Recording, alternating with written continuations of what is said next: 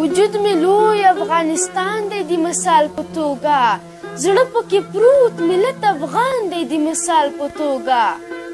دا ظالمانو په ازغنو کرخو نیم کړی دی، بیا یې په ډېر وحشت په لر او بر تقسیم کړی دی.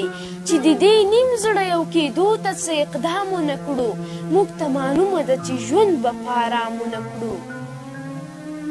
چې وي موجود دا د تورخم تور زنځیرونه تر څو، چې مو ترمنځ وي د ډیورنډ شینکي تارونه تر څو، نو بیا بیخي په لر او بر امن د خدای قسم دی، په کابل جان په پېښور امن د خدای قسم دی.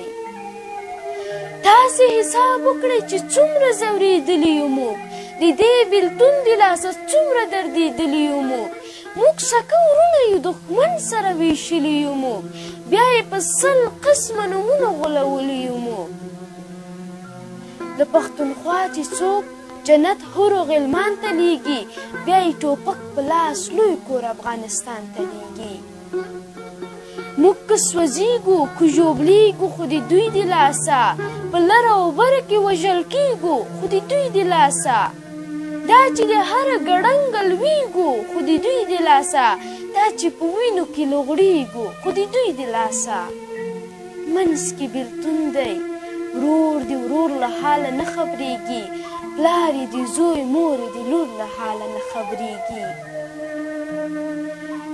نور نه تارونه منم نه یې دا پاټک منمه، نه د چا توره زور او نه د چا ټوپک منمه، نه یې میده د ډیورنډ نه یې ګندمک منمه، نه یې زنځیر په تورخم نه یې په سپین بولدک منمه، فقط یو لوی کور له کابل او تر اټک منمه.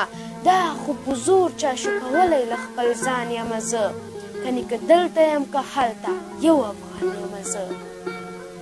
وزیرستان سوات پکتیکا کې مې ورونه بل دي، په لر او بره پښتونخوا کې مې ورونه بل دي. د دې اورونو مړه کېدو ته یو کېدل پکار دي، د دې ازغنو کرخو نور له منځه وړل پکار دي. پښتنو څو مو چې دا وران وطن ګټلی نه وي، چې مو تر څو دښمن ته زور د مټ ښودلی نه وي، څو مو چې دا د وطن زوړ پر هر ګنډلی نه وي، چې مو تر څو په اټک بل دیوال وهلی نه وي. ای ګیلمنه تر هغې پر موږ سیالي قسم ده، په افغانانو سوله امن خوشحالي قسم ده، په افغانانو سوله امن.